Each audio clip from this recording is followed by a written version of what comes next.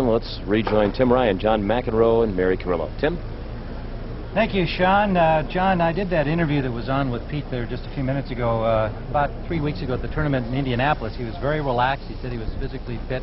In that match against Yuri Novak, I know you thought maybe nerves got the best of him and turned it into a tester. Well, Tim, Pete Sampras is an extremely fit guy, but he does suffer like most human beings from nerves. Take a look at Pete warming up right here. I know there's a couple-year period in my career where I really suffered in that respect. You feel it in the stomach. We saw it against Iziga a couple years ago. We saw it against Edberg in the finals in '92. He's overcome it for the most part, but a couple days ago against Yuri, he was feeling the nerves, and he's talked about in your interview how important, how much pressure he puts himself in the majors, and sometimes these things happen. You can train 24 hours a day, but you can't train for that.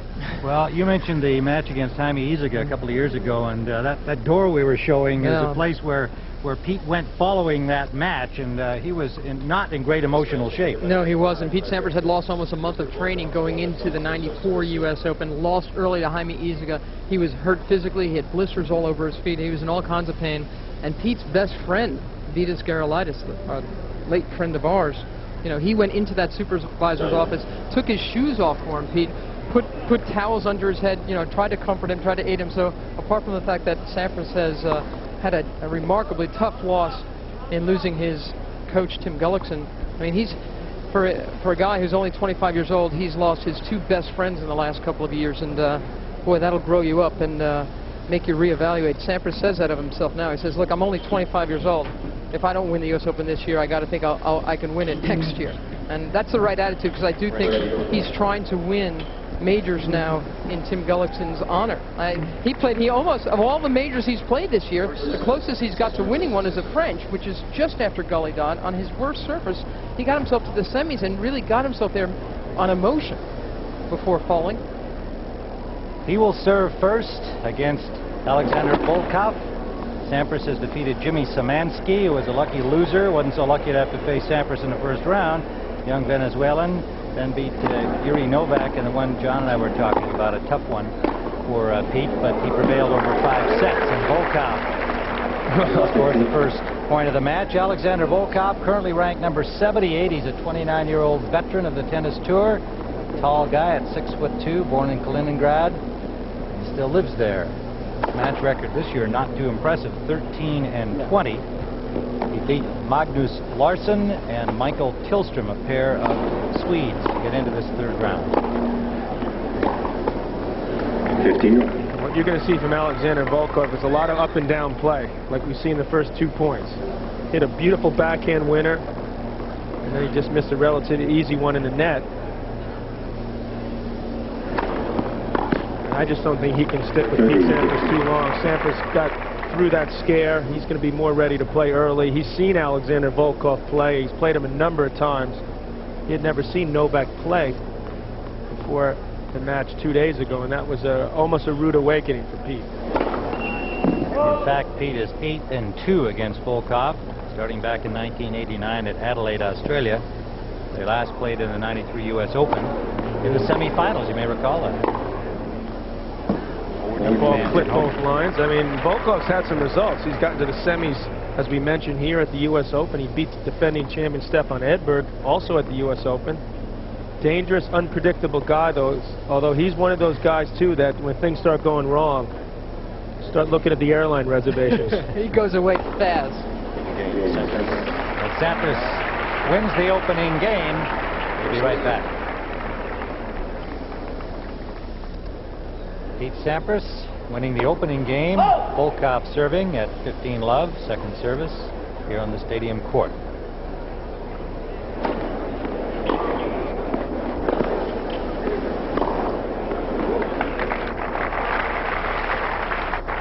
People say that Pete Sampras looks casual. Alexander Volkov, like, totally out-casual Sampras. Well, he used to have that two-handed forehand, switched to a one-hander, and he gives new meaning to the word, that's for sure.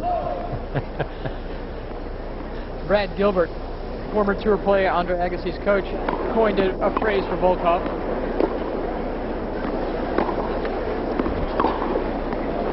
You've got someone who's a serve and volleyer. You can serve and volley, you can serve and stay back. He says Volkov serves and stands. Just kind of stands there. and you know, you get it back too tough. He's surprisingly quick, though, Volkov. He is. Big guy. He's almost 6'3". He's very quick around the court. Sampras in full tilt early here. Man, that was Sampras' class. Elena Mulcahy, his girlfriend, like that forehand, and why not?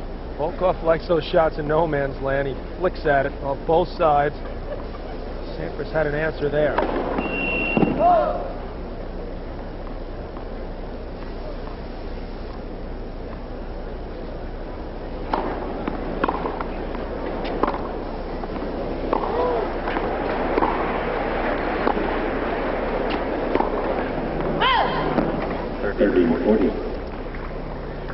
Mark Philippoussis up 4-1 in the second set, a set in hand against Cedric Fioline, the 16 seed.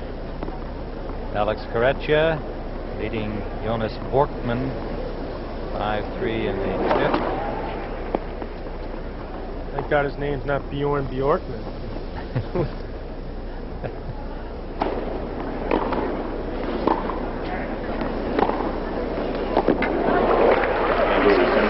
Just what Pete was looking for, that early break. Gets himself off to a good quick start today. Mentioned, Tim, how Alexander Volkov had a big win over Stefan Edberg here a couple of years in the first round. It was just like Agassi's 95 year. Edberg came into this tournament having won 4 hardcore tournaments. He was pooped coming into the U.S. Open, and this guy got him in the first round. The interesting thing is Volkov was playing team tennis over in Germany for a German team. He'd already booked a reservation for the end of the first week of the U.S. Open to go play there. He lost in the second round. He took a plane and went and played team tennis for Big Duff.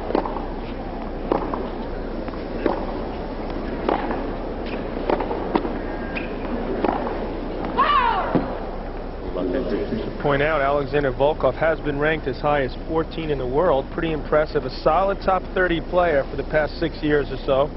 His ranking's really going the wrong way at this point. Yeah, it really is. He's not getting any younger either. For tennis standards, ripe old age of 29. But Guy Forget hanging tough at 31. We saw earlier Stefan Edberg at 30, playing Paul Harthouse also 30. So usually you see the old guys do a little bit better in the big events because they've got that experience and they know what it takes. Or they're just completely spent in the 4th or 5th set. Sampras is coming out roaring today. His second, one of Volkov's 2 wins against Sampras came in the round of 16 in 1993 at Indian Wells. That's the last time that he beat Sampras.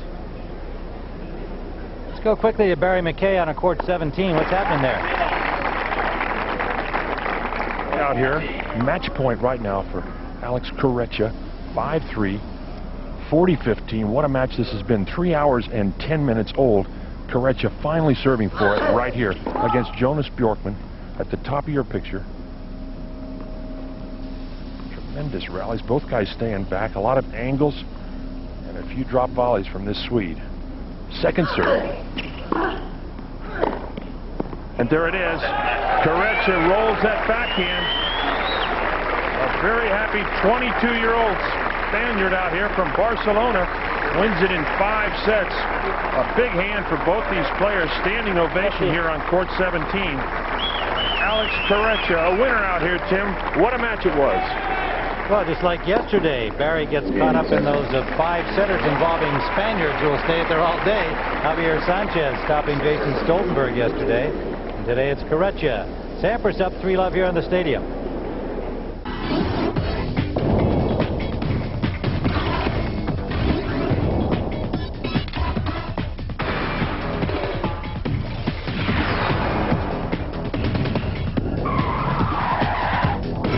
Go for the gold. The new Rebel G. Get the ultimate rush. Tim Ryan, Mary Carrillo, John McEnroe at Stadium Court. Pete Sampras up a break. Volkov serving at love 3, first set.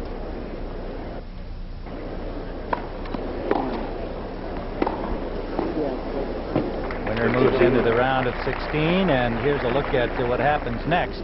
Philippoussis in front of Pieline, and the winner there meets the winner here. Correccia has just advanced, and he'll meet Guy Forget, a winner earlier today. Give credit to Alex Correccia, though. He's showing he can play some on hard courts. Last year, that top 5 setter with Agassi.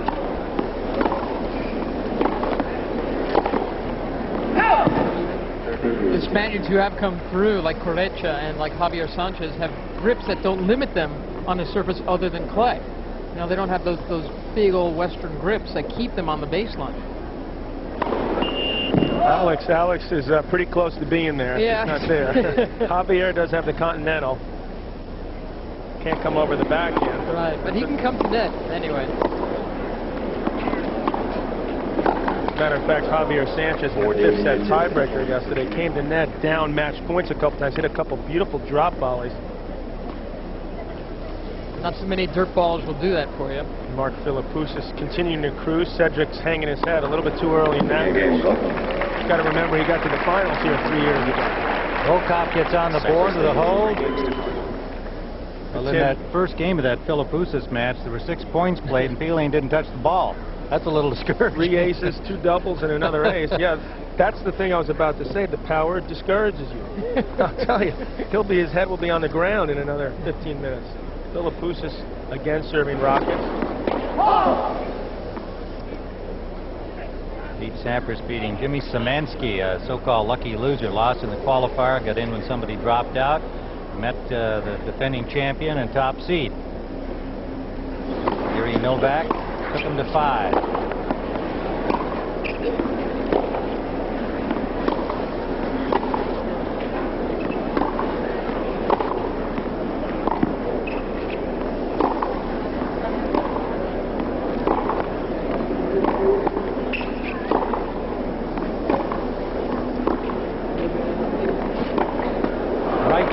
From Sampras. Well, I don't know how you describe that Volkov backhand. Very sneaky looking shot. Very good shot. Magnus Larsson forced to retire, and then Michael Tillstrom, 5th set tiebreaker there. Tough through that match. He takes the ball early. He likes to sort of stand between the service line and the baseline quite often. Doesn't look like he knows whether he wants to come in or stay back. So, as Mary pointed out, he just stands there, waits for the next shot, and just doesn't matter if he's in position.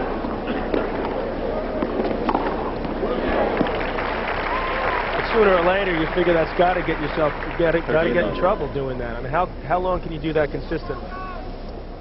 Look at Pete's easy winner here. The ball sat up nicely for him, and he's got a big, big forehand. He looks totally unworried about this match. Yes. Doesn't he? He looks like this.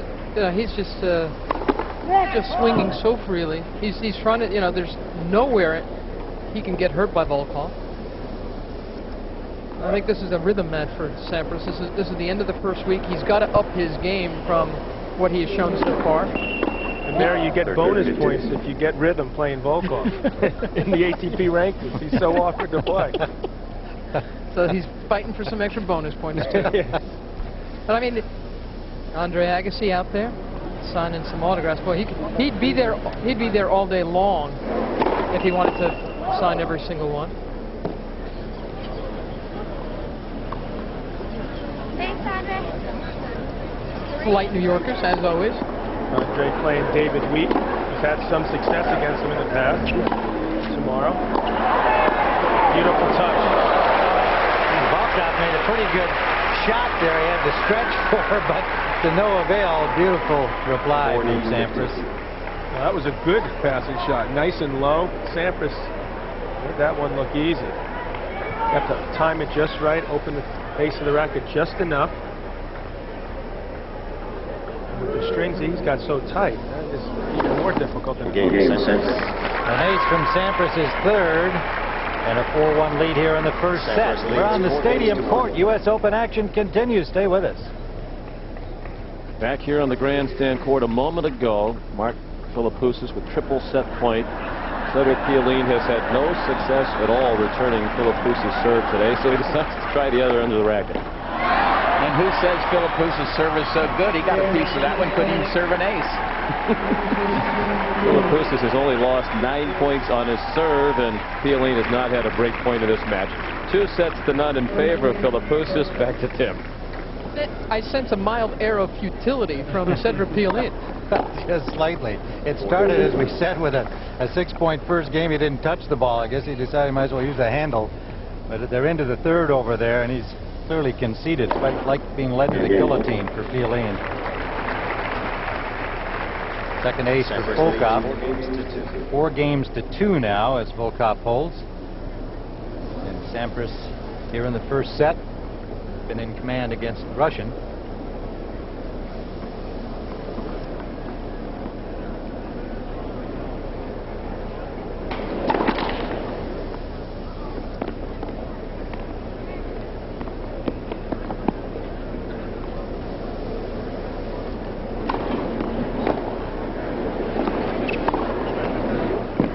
Tim Philippoussis, by the way, is also involved in the doubles with Patrick Rafter. Pulled out a 7-6 in the third win over 2 Croatians, actually, believe it or not. Goran Ivanisevic.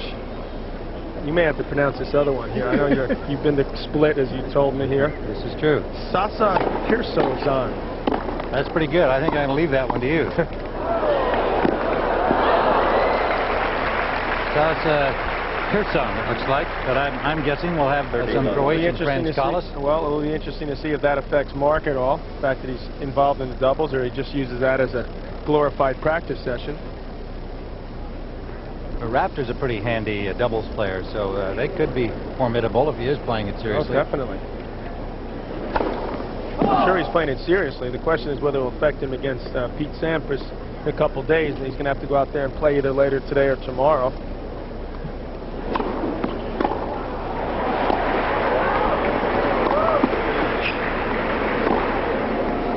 Sampras with a big forehand winner once again. It looks here like he does not play today, so presumably be a good substitute for longer practice. Go out and play a 2 out of 3 set doubles match. Their opponents: Alex Correia. Gee, Alex is having the U.S. Open of his life. And Jose Antonio Conde. I'm sure I butchered a couple, at least 2 of those. You did very well. I didn't realize you were such a linguist. Well, that's a pretty little volley from Volkov. Kind of wandered in there. You're right, John. He's sneaky fast, Volkov, but he still makes it. His whole attitude is, well, you know, I'm here, I'll hit it. Not a big bend to the knees there. But if you got good hands, you can get away with that to some extent. Yeah, it's a little McEnroe impression he was doing there.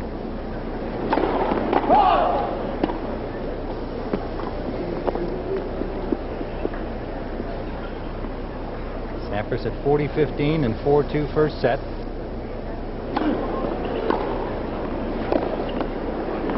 A miss hit there. Apparently a little sweat caused Pete to lose control of that, or at least that's what he's intimating. Volkov stronger off the backhand side, in my opinion at least. More consistent, takes the ball earlier. The forehand's up and down.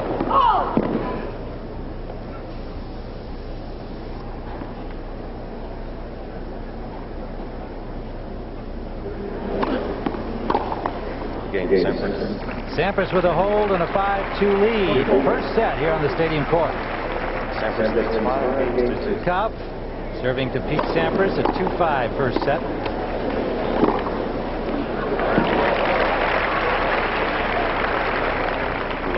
There was a good example of Volkov's casualness right there. A pretty good first serve, sauntered into net, didn't do much with the volley. Pete with the winner. Pete, on the other hand, a lot quicker when he sees the opportunity. I'll tell you, Volkov has had a good career, nothing to be ashamed of, but you have to wonder if he was a little bit more energized out there. He's got a lot of talent. Won more than $3 million in his career. He's had a number of big-time wins, including a couple over Pete, one of them a lot earlier, obviously, in Pete's career in '89.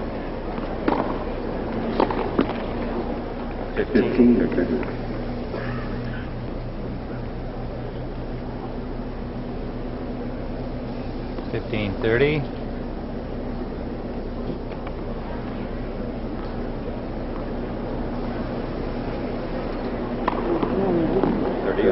An ace from Alexander, his third.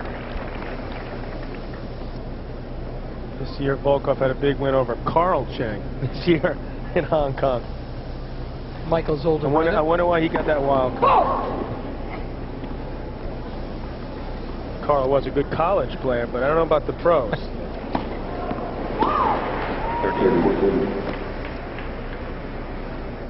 Here's a set point now for Pete Sampras. Easy first set so far. Barely broken a sweat.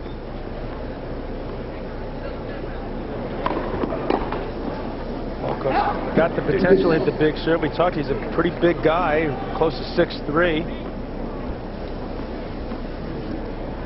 Not a natural serve volley player, however. Big serve. Gets himself out of trouble. 4 aces now for him. That one at 119, that's pretty good. Another big one, just missing. I think the looseness, the relaxed attitude of Volkov gives him extra speed on that serve when he cranks it. Just like Sampras.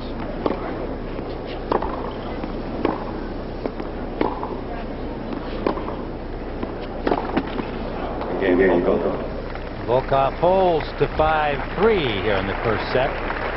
Sampras leads 5 games to 3.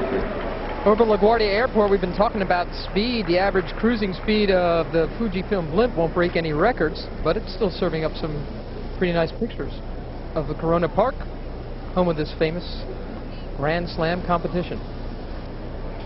They got to get up a little higher. Quick. Unless maybe it's the camera angle. Let's hope so. I didn't know you could stop those things in midair like that. After your Hindenburg line, you know, we got to watch out for those guys. I'm not worried about old Captain Wynn up there. I think he's flying today.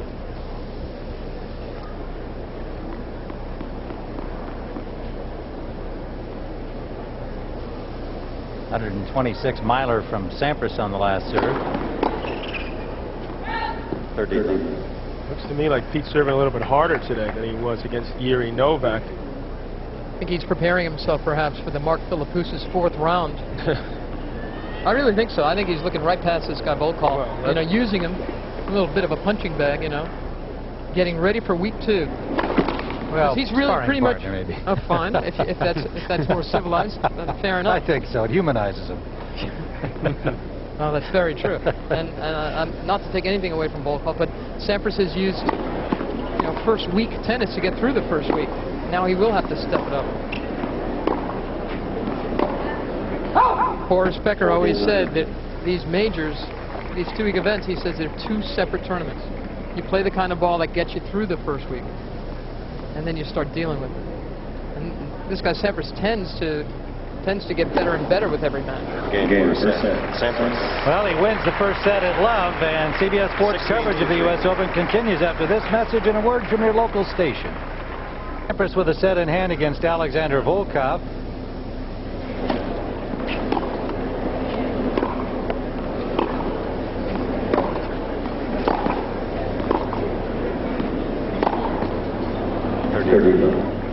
Missing on the forehand. 15 love. 15 all, pardon me. Actually, 30 love. Well, 30 love. Thank you. He better start holding Volkov because he hasn't made any kind of a dent in the Sampras serving game. 40. I'm not sure what happened there. Pete looked like he just moved out of the way, let it go by. It's Alexander's coach and wife, I believe, sitting right next to him. Your turn there, Tim, to pronounce that.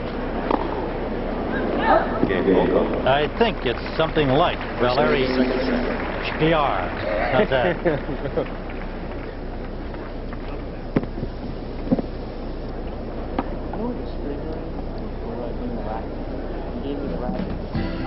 And now, this tournament summary, sponsored by Priority Mail from the U.S. Postal Service. Stefan Edberg into the 4th round. First time since winning in '92 is at an omen for the second week. Conchita Martinez, first woman to make it through to the quarterfinals.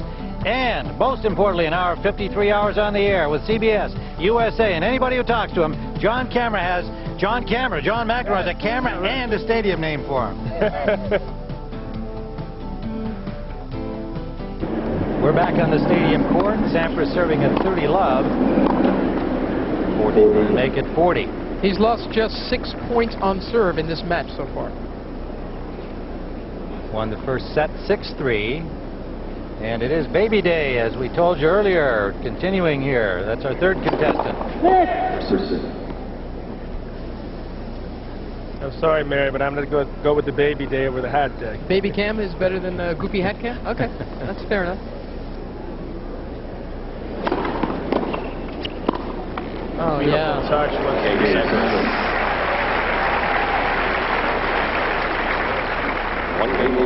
Game apiece here in the second set.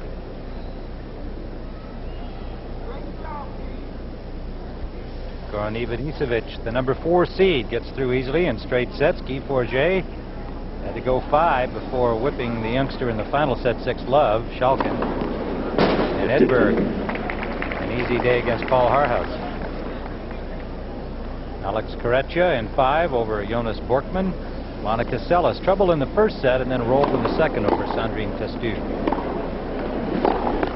We've seen so many matches on this stadium court where one of the top seeds is really being challenged. I mean, Seles and Testu, yesterday Graf and Zvereva. Zvereva had a chance, serving at 5-3 just like Testu was. Agassi against Leander Paes before Paes totally went away. And then Spadia Chang. And these guys are getting intimidated. They're taking it to the limit and then they just can't close. Well, it separates the men from the boys. Exactly right. It's one thing to get there. Now Spence Spadia served for the match against Michael you talked about. Do it. Sampras held at love. Volkov trying to match that here. He's 40 love.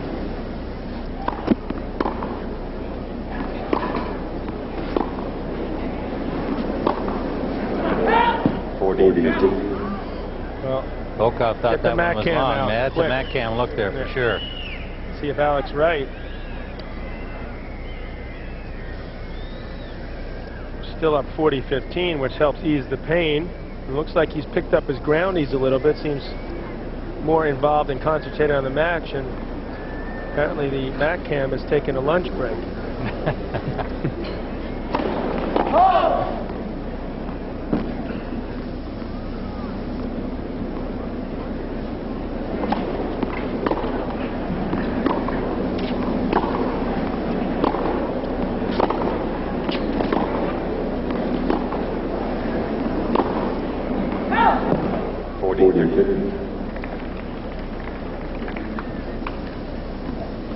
Sampras whittles away here in this game from 40 love down.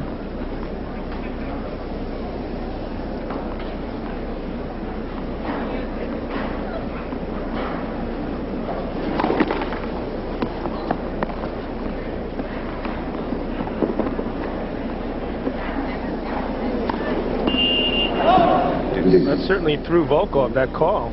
Second double right there. It's up 40 love when that baseline dispute took place. He's lost 2 other straight points. Got to be careful here. Sampras has had no problems so far on his serve.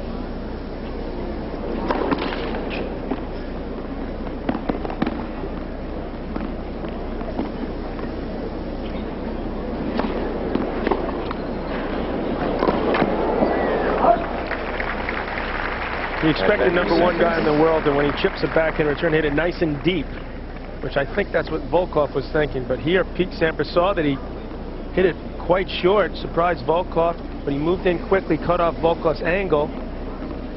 Now he's got a break point. You got to react more quickly to that ball, though. I mean, that's cementing any chance at all that you're going to win the match like this if you move around like that, because Volkov covers the court well. If he's in the neighborhood. His head, not his legs. His legs are there. That's the problem when you do have a relaxed sort of game, to be able to pick it up and push yourself.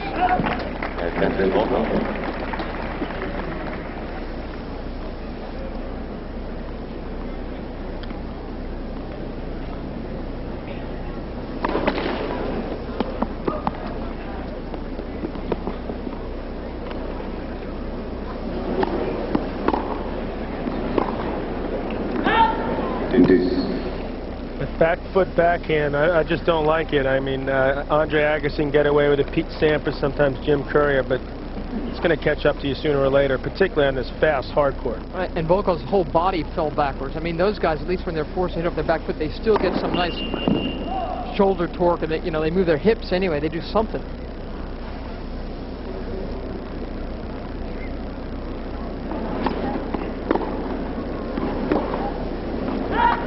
That's the last second. Well, I guess I'll at least flick my wrist at it. That's something. It's like he's playing from a Barca lounger. Yeah? Break point for Sampras.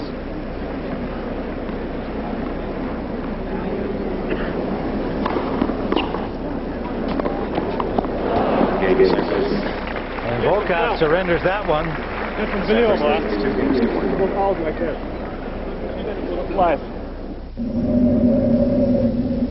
Tim Ryan, John McEnroe, Mary Carrillo watching Pete Sampras in cruise control here with a lot of help from his opponent Alexander Volkov. Up a break here in the second set at 2-1. The set in hand. There's Alex being aggressive, taking Pete's second serve. Clips the line for a winner. He's still upset about that call. I won all 40 love. Pete's only serving at 47%, but if he gets it in, he's won every single point. And he still just lost 6 points on serve. He's picked it up in the serving department today. He's serving big. He's serving in the league, almost to Ivanisevic and Philippoussis. That one 121 miles an hour, but right in the corner paint.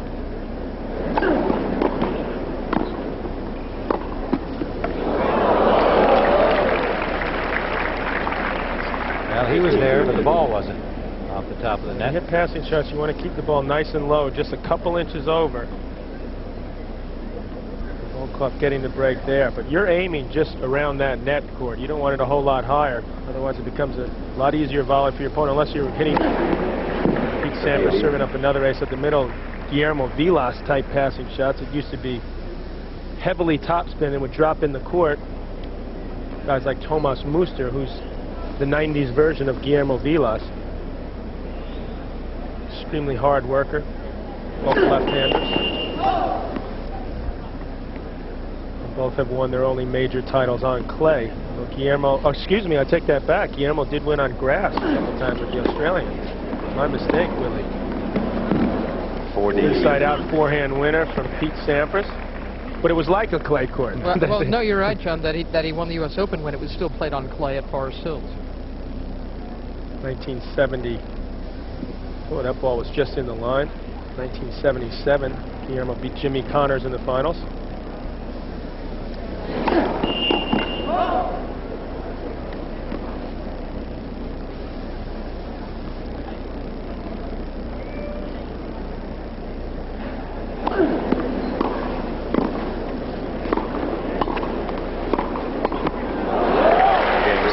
Sampras controlling the net. Up a break. 3-1. Let's go over to the grandstand and see what's going on with Philippoussis and Fialine. Sean? Much the same, Tim. Philippoussis won the first 2 sets. Up a break here in the third, serving at 4-3. Just lost 14 points on his serve, and Fialine hasn't come close to having a look at a break point. Oh, it's been very dominating, as you would expect.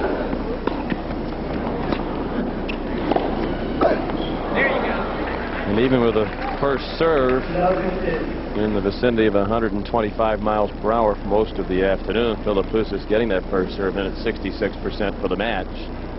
A remarkable thing to me, too, it is a little breezy out here. It's a little gusty here like it is in the stadium, and Sampras to be serving at the percentages he is, and Philippoussis really is terrific. Didn't get all that one, just 118. Yeah, it goes down as ace number 22.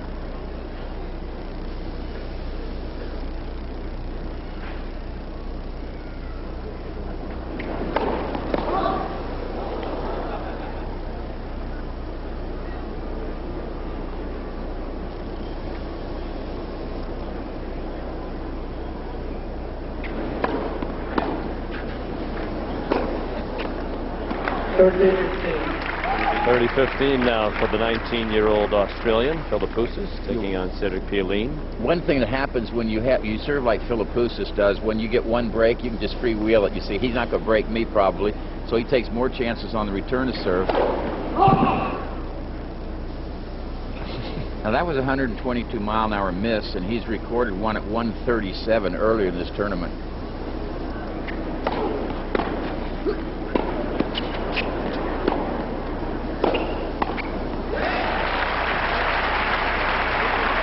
Well, you come to the grandstand court just in time to see a rarity. Pioline has won 2 points in a game on Philippoussis' serve. In the stadium, Sampras continues to lead Volkov. Volkov just broke Sampras to get it to 3-2. 30 all here.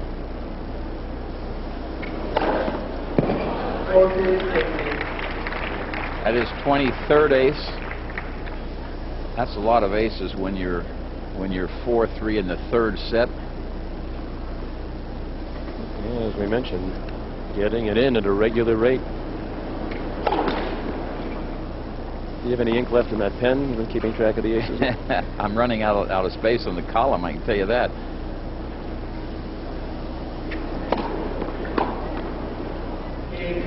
And Philippoussis holds, as he has throughout the match, and is now one game away from victory. If Philippoussis wins this, of course, he'll play Pete Sampras, assuming he wins his match on the stadium court. Philippoussis beat Sampras in the Australian, and then Sampras has gotten him a couple times. He got him at Wimbledon. It would be a fun match to watch. I would think that Sampras could figure a way to beat Philippoussis at this stage. Sampras is apparently playing better than he had earlier in this event. Certainly looks better today against Volkov. It's the kind of thing that you would expect a set or two to go to tie breaks if the Sampras and Philippoussis play, because they're big serving. At Wimbledon, where Sampras won in the straight sets, he blocked the Philippoussis serve back, just got it down low and got some volleying errors from the big fella from Australia. So I think that's the way he would try to play it again. Backhand winner by Pioline, his 24th winner of the match. He does this off the back leg. Watch him falling backwards. See how he leans back, but he really ripped that thing. That's pretty good arm strength to be able to do that.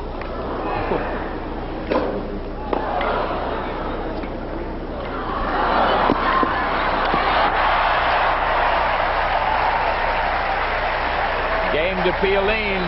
And a terrific point as he holds serve. As we see, not just power on the serve for Philippoussis, but with his ground strokes as well, and some touch, but not good enough. Pioline still alive on the grandstand. Bob and Judith on the grandstand. Philippoussis serving for the match at love 15 in the third set, up 2 sets to none, and leading this set 5-4. In the stadium, Sampras broken right back. Yeah, he did break back. Both these players here have been to the net 19 times. Each has won 12 of those points, so 63% for both players when they've gone to the net.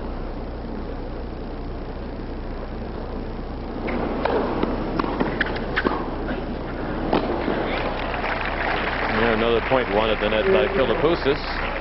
He has hit second serves as hard as 117 miles an hour in this match. That one was 95 because it's tight now. You just got to win this serve to win the match, so he's not going to gamble as much. Oftentimes difficult to close a match out on your own serve. 130. Ace number 24. This is 130 miles an hour, and that's what Pioline was looking at. No chance. Sampras had some up at 127.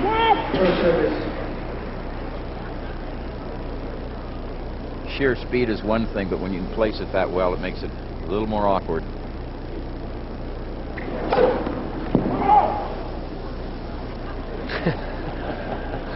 Talked about how the officials are imperiled here.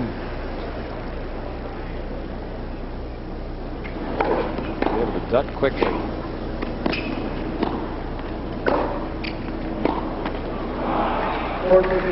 Match point now for Philippoussis. About to make quick work, it appears, of Cedric Pioline. This match only an hour and 28 minutes old. Pioline was so excited about getting the serve back, he got excited he couldn't keep the ball going in the rally.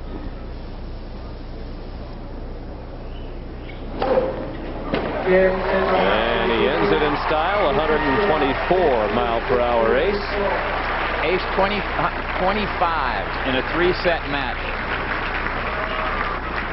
Mark Philippoussis through to the 4th round, where he'll meet the winner of the match between Pete Sampras and Alexander Volkov. We take a look at the draw. See, now Philippoussis is out into the 4th round, and it appears that Sampras will get there. We all expect that. That will be a big match. A lot of fireworks in that one. That's one that everybody wants to watch, because you got two of the biggest servers in the game. You got the #1 player in the world against Philippoussis, a youngster on the way up the ladder. We'll send you back to the stadium for more of the Sampras-Volkov match right after this. We'll be report Pete Sampras up a break here, 4-2 in the 2nd set. Volkov serving at deuce. Break point Sampras. It's been a long game here. It's 4-2 game. Volkov's had a number of chances. Hit that backhand nice and late. Well long. Sampras a chance, 2 breaks in the 2nd.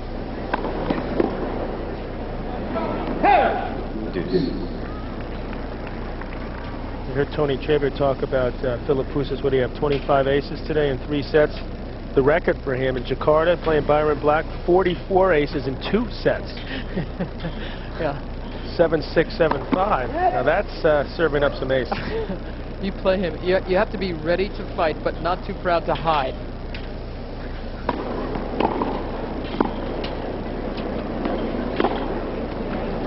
And John, it seems sure now that Sampras will play Philippoussis. He handled him after dropping the 1st set against him here a year ago. And it looks like Pete will make his way through. Again, he's having a very easy time of it against Volkov today. But tell you what, if Philippoussis is serving that big and serving at 66% as he did today, that whole match could be decided by tie breaks. Oh, and how are you going to bust that? If he serves big and gets 65, like you said, percent of his first serves, and it's going to be tough for anyone to break, including Pete Sampras. I think Pete had, what, 1, maybe 2 breaks the entire match at Wimbledon, 6, 4, and 4. Exactly. That's only 2 breaks. Philippoussis looking good so far. If there's a dark horse, he's becoming less dark as time goes on in the tennis circuit. It'll be 20 in November. You got to pick that guy to win it all. If there's any guy that not out of the top 3 or 4 or 5 favorites, got to be him. Sampras has had 3 chances here, and each time Volkov has mustered enough of a serve. Pete's been unhappy with his return. And so it's back to deuce again.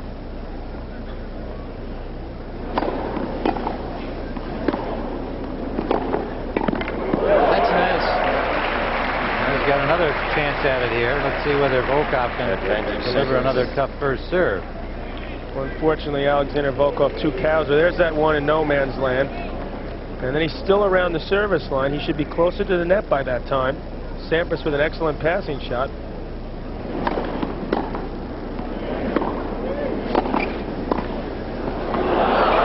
Beautiful touch there.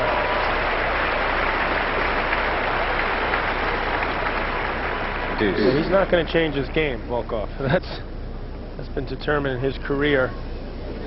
He's an awkward player to play. He could get hot for a period of time. Hard to imagine Pete losing this.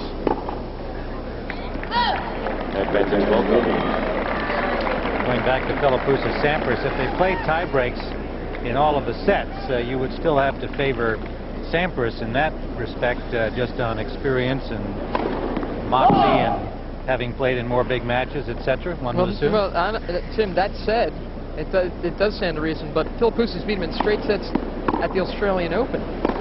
And 2 of them were decided by tie breaks, and Pete lost them both.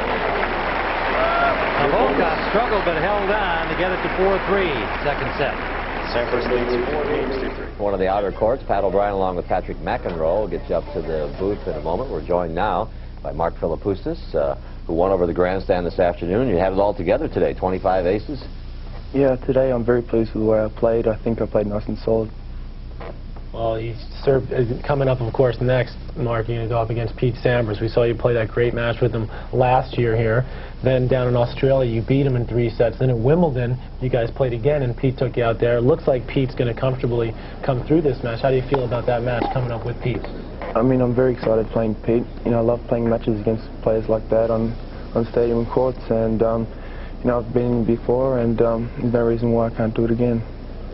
The ATP says that now with your win today, they're going to put you in the top 20 for the first time. That must make you kind of happy, huh? Make you feel good. I'm extremely happy because at the start of the year, my goal for the year was to come inside the top 20, so I've done that, so I'm happy. Don't forget, Pat, he's put himself in the top 20 there. You know, he's earned his way there. Oh, it's a great play, that great win. We were talking about it here earlier today, that match with Piolín. I really thought Piolín would give you maybe a little more trouble, and I went out there and watched, and you just blew him away. I definitely thought it was going to be a really tough match today. I thought I had to be top of my game, you know, because he's got such heavy ground strokes, and I thought that he's going to give me a lot of trouble on that. But I don't know, today, you know, I seemed to hit my ground strokes well. He wasn't playing that well. But that's how it goes. How about set point in the second set? Remember that? Remember that? Here, look, we got it on the screen there. When he didn't even bother to return your serve, decided to do it as a baseball. What'd you think of that? Yeah, that was pretty funny. I just have to try and knuckle down and keep concentrated. All right, well, thank you. Good luck down the road, and we'll see you next week. Thank you very much. Let's go back to Tim Ryan. Tim? His game's a lot noisier than he is. Tell him to relax a little. He seems like a real fine young man. He's shy and quiet, and he's a youngster still, and I think we'll see and hear much more from him in all ways in years ahead. They love him in Australia, and talking with John Newcomb and Tony Roach about him earlier, I mean, they think they've really got themselves a diamond there.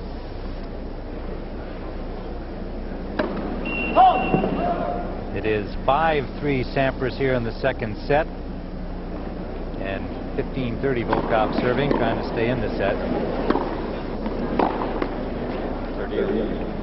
And Philippoussis did beat Pete Sampras at this year's Australian Open. I mean, obviously the crowds were going nuts for Philippoussis, and Pete just never really got his teeth into that match. And still it was close. Again, still he took it to 2 tiebreaks. You can see why when you, you see the way Philippoussis plays. You can go out there and not feel like you're that into it. Piolín certainly didn't look into it today. Yeah, but then, John, at Wimbledon, Pete was so much better on the grass than Philippoussis. That low bounce bothered Philippoussis. He couldn't return as well. He couldn't pass as well. So Volkov holds on to bring it 5-4, and we'll continue after this word from your local station. CBS Sports coverage of the U.S. Open, a USTA event, is sponsored by American Express, proud sponsor of the U.S. Open. Wherever you are, whatever you're doing, American Express helps you do more. Fujifilm, a new way of seeing things. And by Fidelity Investments. Isn't it time you had Fidelity Investments working for you? Tim Ryan, Mary Corello, John McEnroe. We're back on the stadium court. Pete Sampras serving for the second set at 5-4. He's up 15-love. Look at that. He's still lost so few points on his own serve, just 9 for the whole match. Pete's girlfriend, Elena Mulcahy, and 11 aces now for Sampras. And see, that's one more distinction I would draw between Pete Sampras and Mark Philippoussis. Sampras, you can definitely call this guy a serve and volleyer. I don't think Philippoussis is that. He's not a serve and volleyer as much as people think. I mean, he serves big, he pounds his round strokes, and then he gets to the net. You know, it's real. But I mean, so few people return his serve that he doesn't have to make the volley. And I certainly think Sampras' volley game is more mature than Philippoussis'.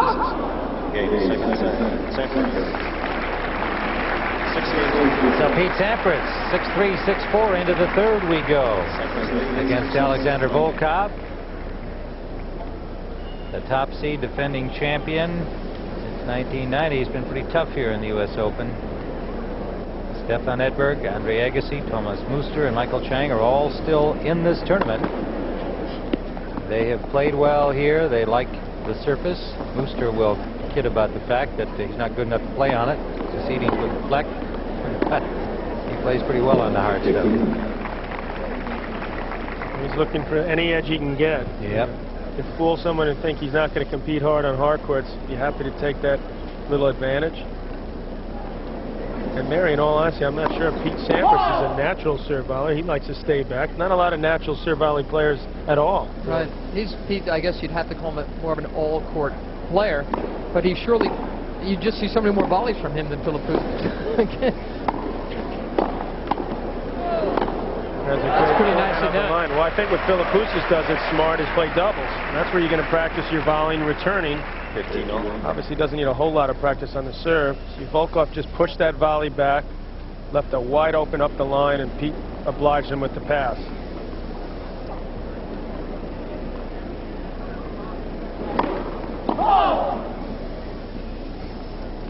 I'll tell you where Sampras has an edge in movement. Covers the court better.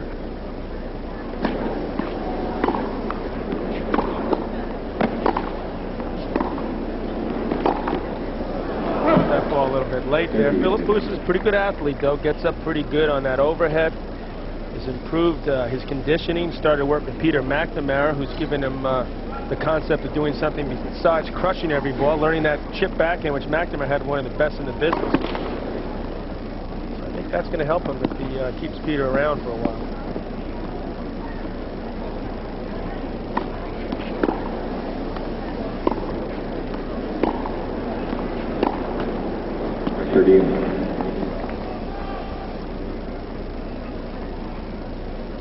Another contestant in the Baby Day contest. You know it's going to end up as a rule to tie of all the babies we've shown on today. Baby Day. All tied for the title.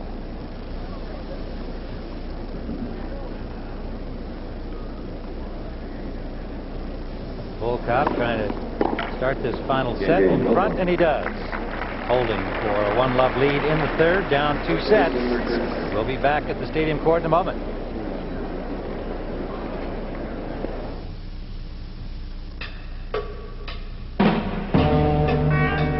An overcast day, but no rains. The Hurricane Eduard has not troubled us at all here today. And Sampras down the line. Is love one, and that beautiful view as usual from the Fujifilm blimp joining us again this year to provide that view from the top of Flushing Meadows.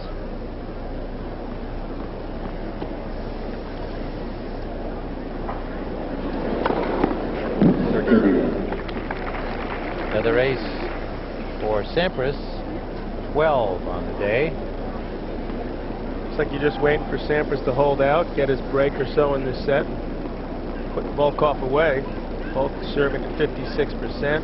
Pete is really on top of his game, though. 38 winners and only 8 unforced errors. That is excellent. Quickly to 40 love for Pete Sampras.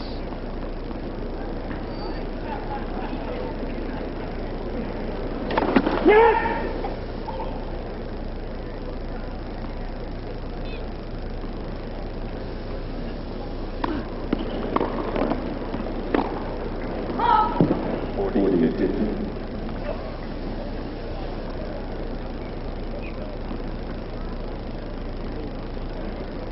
Sampras, like Stefan Edberg, blessed with an easy 3-setter, it appears here.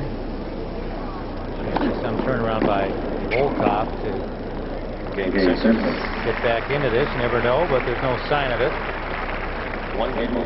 Game apiece in the third. Well, tomorrow at 11 o'clock, we'll start another 7 hours of coverage. Labor Day Monday from the U.S. Open. You'll see Arantxa Sanchez Vicario against Martina Hingis. That should be very exciting. And Steffi Graf against the young Russian Anna Kournikova. And then Andre Agassi and David Wheaton in an American matchup. And Wheaton has had success against Andre Agassi and talking with some confidence yesterday and looking forward to playing Andre.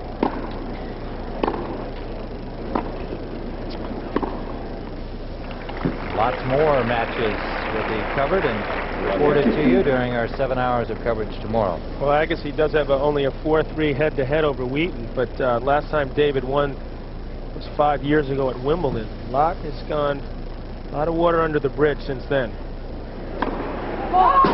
I'd be shocked. David maybe serve at the out of his head and maybe have a chance, but hard to imagine that.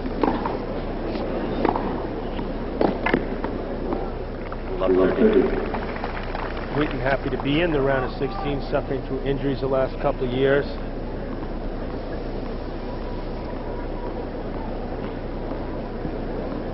Sampras wants that early break in the third set, put this thing away. 15. Oh, he wanted that return.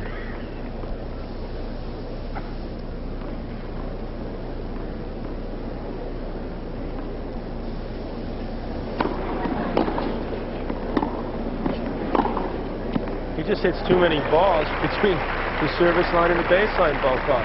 He doesn't really commit to what he's doing. He's a big guy with a pretty good first serve. Needs to use a little more energy. I know I've used that a few times. Come on. Drink some caffeine, do anything. But have you ever seen him different from this? I think this is his deal. He's a flatliner by nature.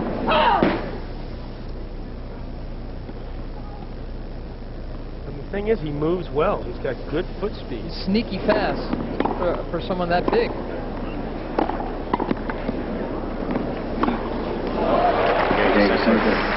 So Sampras gets the break, and he's up 2-1 in the third. Sampras leads 2 games to 1. Brian, hope you're having a fine Sunday here watching the tennis. Pete Sampras in control of this match, up a break and leading in the third. On the grandstand right now, a lot more tennis to come your way. Amanda Kutzer and Lisa Raymond, that match is underway. Whoever wins here, the right to meet Monica Seles, who we saw earlier here on CBS. Out on court 16, a good one underway. Andrei Medvedev and Peter Korda just underway on one of the outer courts here. Popular with the fans. A lot of tennis coming up here on CBS. Meantime, let's go back to Tim, Mary, and John. Tim. Thanks, Pat. Pete Sampras serving, up a break here in the third. He has 2 sets in hand, 6-3, 6-4, and 2-1 serving against Alexander Volkov, 15 love.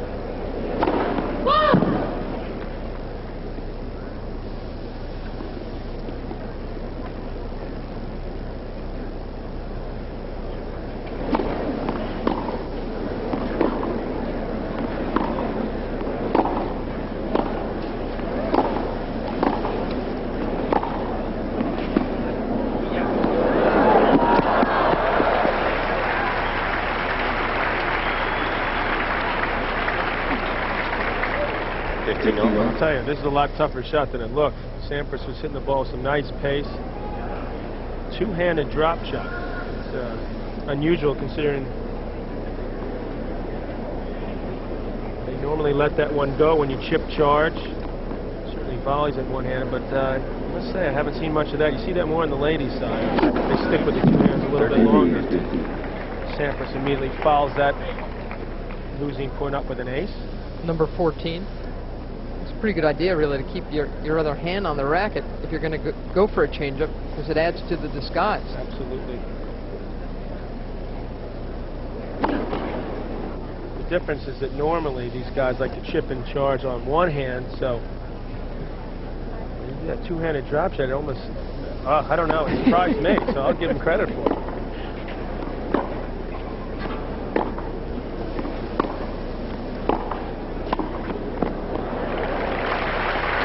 Good depth on the approach, allowed him to just stick out his racket there. 30 all. Long reach, put that away, 30 all. Yet it seems to me that it never occurred to Alexander Volkov that he should try to win this match, and it seems also to me that it never occurred to Pete Sampras that he could lose this match. And that's how this thing's being played. Every now and then you see some nice flashes from Volkov, but not a real commitment behind them, is there? No. Well, you're 11 and 20 coming into the U.S. Open for the year. You're happy to be in the third round. Exactly right. It's tough to believe you're going to beat the #1 player in the world at a tournament that he considers extremely important for his year. Yeah, I think old Alex is just happy to be here. Volkov yet to have a break point in this match.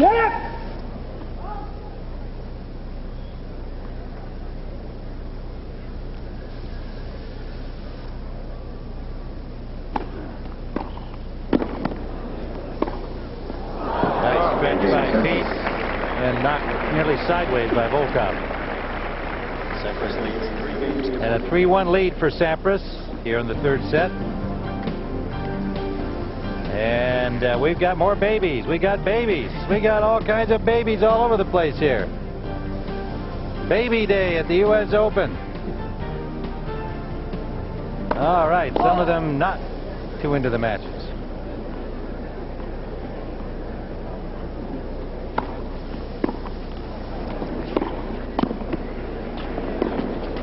Oh, he had that whole court down the line. Sampras just stood on one side. He was playing doubles. Volkov hit the ball right back to him. Pete couldn't have asked for an easier shot.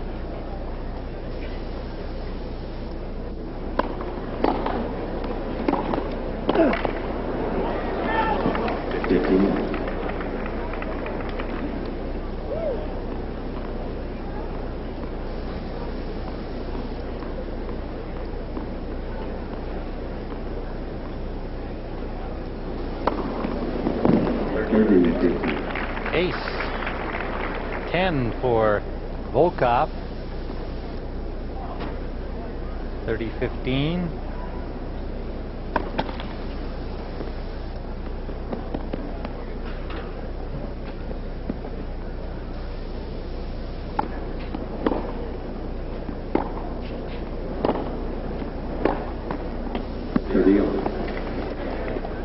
A little bit, this is the tenor of this match, the dynamics of it are not unlike the match that Andre Agassi had against Jan Simmering. I mean, it was a foregone conclusion Agassi was going to win. He ended up winning in straights, as it seems Pete Sampras will be able to do. And in the middle of that match, really, you know, Agassi usually gets people rocking. It was a pretty quiet, full stadium. And in the middle of the match, in fact, Andre told me after the match, he went over to Brad Gilbert and said, "Is this the most boring match of all time or something?" Gilbert said, "No, but you know, you're beating Simmering pretty easily." So he just got off the court. And I think that's what's happening out here today with Pete. 13-14. Look at Volkov once again, well behind the service line. The casual volley. Sampras is it's like batting practice right now for him. Break opportunity. Help him move the match along. Way inside the baseline. Well, he outsmarted himself. Someone tell Pete we're on the air to 6. We're not going off at 4:30. Keep this one going for Somehow, I don't think he's interested in helping us out in that score. You can see him smiling at himself there. He went way in on that return. Something we won't see in the Philippoussis match? No, I don't think so. Not until it's over, and only if he's on top.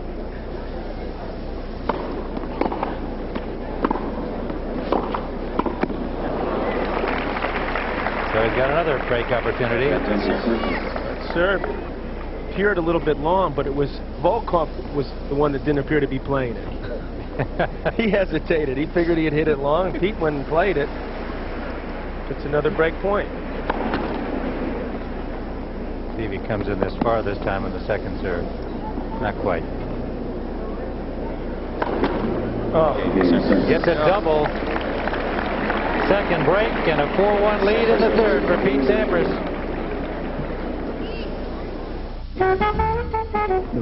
Pete Sampras up 2 sets and 4-1, 2 breaks. I think you can say he has it in hand here against Alexander Volkov. Well, it's almost 3 sets and he's lost 12 points on serve. 30 love quickly. I find that revealing. Yes. And he's won 97% of his points on first serve. Well, after that 5-setter, he could use an easy one coming up against Philippoussis in the 16s. Figures to be a night match. Tuesday night. Try picking off a 137 mile/hour serve in the dark, which is how most people feel when they're playing him in the daytime. 15 aces now for Sampras. Oh. Now that was for fun. Fun and excitement there. Come on, Pete. Show us those white guys you can do it. 40 love up, 2 sets, 2 breaks. That's pretty nice. Pretty good vertical leap. A little awkward on the come down. Elena enjoyed that little show. Been hard to get the crowd into this match. It certainly has not been compelling. Sampras has been excellent, and Volkov has been less than.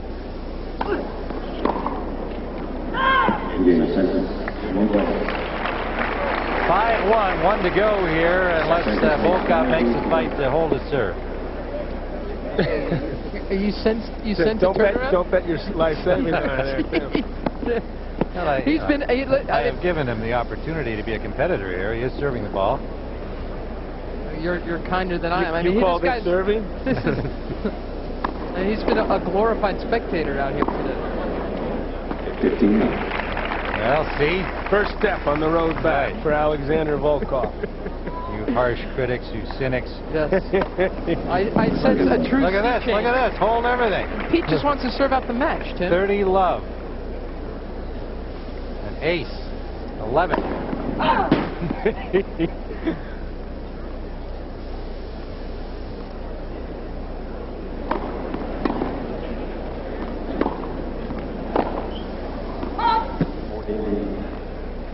Just sense the pressure building on the Sampras racket now. I'm going to serve this one out.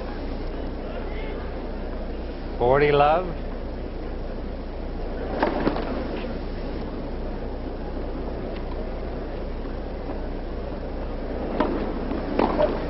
Game Volkov. And Volkov does hold on. See? And Sampras now serving for the match at 5-2. And meanwhile, we've got some doubles for you out here. The Woodies are playing. That's Todd Woodbridge, his partner Mark Woodford, a former partner of John McEnroe's in doubles. And it's match point. Woodbridge serving to Shelby Cannon and Roger Smith. And they are the top seeds in men's doubles, and they have advanced handily, 6-2 and 6-3. We'll be back here on the stadium court to watch Sampras finish it up. Serving for the match, 15 all, and Alexander Volkov is just now a willing foil here as Pete Sampras, Mary is convinced, is going for the speed record. He is. That's why he wanted. That's why he tanked that last game. I'm convinced. He got it. That stayed in. But all of his serves in this last game have been in the high, like 120s. He wanted to end this on it just to show. There it is. Matt Cam shows it's good. Just caught a piece of the edge. But that is why Pete he just lost that last game at Love, just so he can start loosening up his shoulder for Philippoussis. Right. 127, right? And he didn't run back. That's he still didn't 10 chase miles an hour slower than Mark's.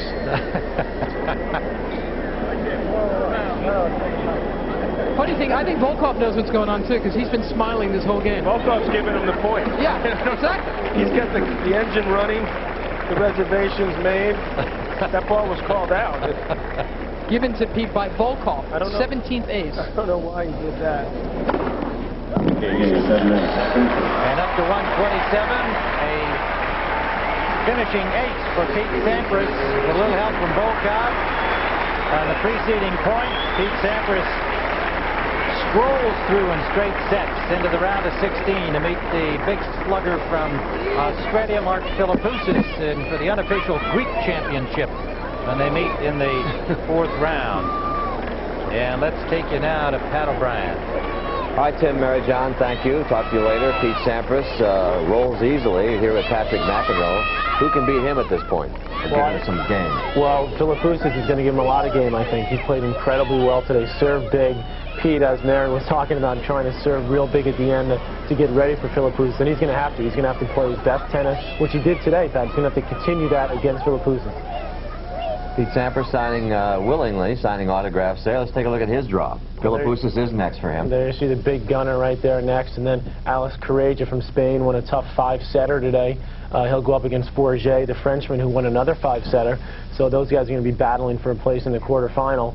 Ivan Isavic there playing the winner of Medvedev-Korda, which is going on now, and then Stefan Edberg waiting to see if Todd Martin can get through his match tonight. A lot more tennis to come here on CBS, and when we come back, I'm going to show you some stadium memories, and I'll bet you your brother's in one of them. Stay with us after a local station break.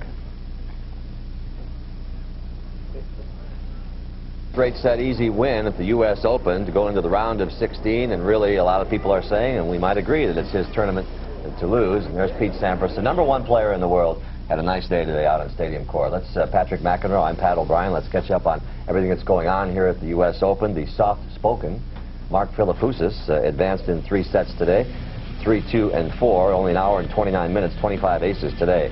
Alex Corretja in a 5-setter against Jonas Bjorkman. Bjorkman had 62 unforced errors, and Alex Corretja is on to the next round. Guy Forget in 5 sets today, a tough match over on court 16. The #4 seed here advanced as well in straight sets. Goran Ivanisevic had 25 aces, very strong off his first serve, and he had no problems today. Underway right now on court 16, Andrei Medvedev leads Peter Korda 4-love there. We'll keep you up to date on that one in progress. Stefan Edberg continues his grand U.S. Open in grand style. This is his retirement year, and he's still around into the round of 16. Monica Seles started out slow this morning on the Stadium Court, then got her act together, 6-love in the second set, and she advances. Amanda Kutzer and Lisa Raymond for the right to play Monica Seles. Kutzer leads 2-1 in the first set, and the #4 seed, Conchita Martinez, advances as well in an hour and 2 minutes. Very strong off her serve, and she had a nice outing today as well. As the beautiful new stadium takes form next door, there's a growing sense of nostalgia about the current Louis Armstrong Stadium, Patrick. When it opened in 1978, all anybody could talk about was the novelty and the noise. Now, 18 years later, all we talk about is the tennis, as chronicled in this report from Beyond the Baseline. CBS Sports presents Beyond the Baseline, sponsored by Fidelity Investment. Isn't it time you had Fidelity Investment? Stadium, an empty shell for most of the year, but for 2 weeks wrapped around Labor Day weekend, this lonely arena springs to life with drama and passion. There are highs and, yes, some corresponding lows.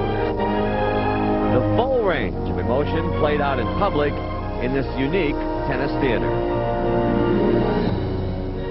Legend has it that the late Slew Hester was once flying into nearby LaGuardia when he looked down and said, "Hey, let's put the Open right there," and so they did, inaugurating Stadium Court on August 29, 1978, as Mrs. Louis Armstrong jazzed up the festivities. Bob Hewitt played the first match that night. His opponent, a fella by the name of Borg, a quiet guy, unlike some of his colleagues. You wouldn't know anything. I'm 16 after you. Get out of the chair. Get your ass out of the chair. You're a bum. You're a bum. I'm out here playing my butt off at 39 years old, and you're doing that? Very clear my butt. This is not a friendly party. I apologize for anything, and you don't talk to my family. This is not nice, Ramos. You know what I'm talking about. Don't tell me things. I would guess they won't have dinner together tonight. Tell me what I said to abuse you. Tell me what I said when I abused you. There was a millimeter out if it was out. He couldn't have possibly seen that. You can't do a damn thing right on a match of mine. I was talking to myself. There's no goes in my family. They understand that I curse every now and then. But even Mack was at a loss for words in his second round match in 1979 against Ilie Nastase, who was in one of his moves. You have 30 seconds. You play or it's a game, right? Nastase saying I wasn't ready. You can't serve when I'm not ready. You're not talking to him. You're supposed to be playing tennis. Well, nobody was playing tennis that night, and when they penalized Nasty a game, the crowd went wild. It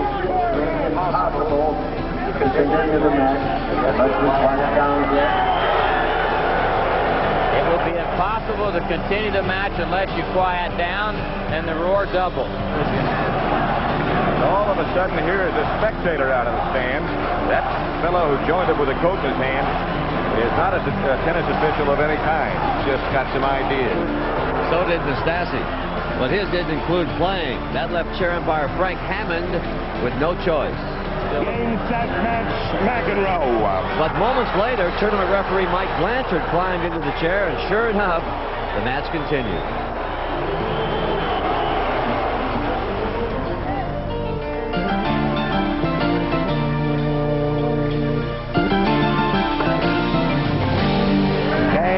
Set and match. But underlying all the game sets and matches were some of the greatest Grand Slam points ever played.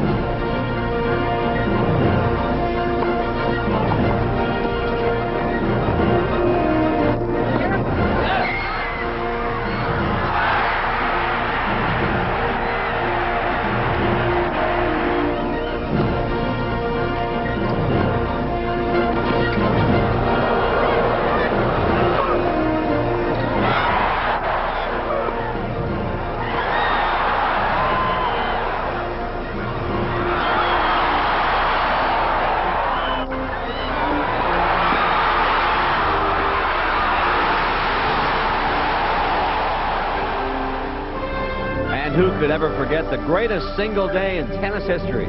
Super Saturday 1984, the longest day. Yvonne Lendl and Pat Cash in the first men's semifinal. Watch Lendl save match point.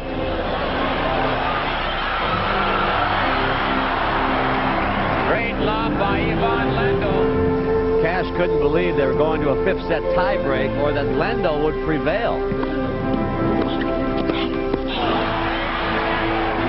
Then it was Chris Evert and Martina Navratilova in the greatest women's rivalry ever.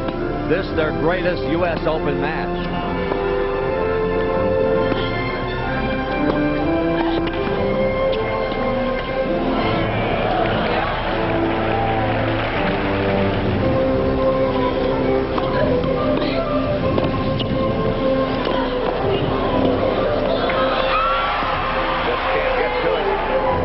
What more fitting a nightcap than a clash of the two titans who helped build the legend of Stadium Court, McEnroe and Connors.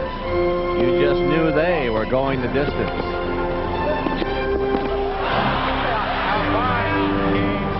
Finally, after 3 matches and more than 10 hours of spectacular tennis, the longest day was done. A day for the ages.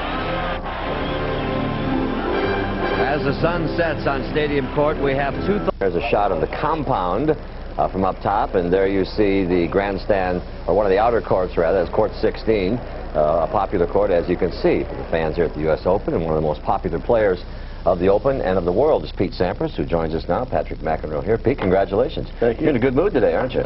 Well, yeah, played real well today. Got off to a good start. Feel pretty good. We were wondering where he was before the match. Where were you before the match? Might be watching a football game or something? Absolutely. I don't watch the tennis. I just watch the football, see how my Bucks are doing. And they're down right now to Green Bay. Let's show you some of this match today, because you did put it together today, and you've here's the highlights. A big serve today as usual. Yeah, I mean, my last match against Novak, I was a little bit flat, didn't play quite that well, and came out with a whole different attitude.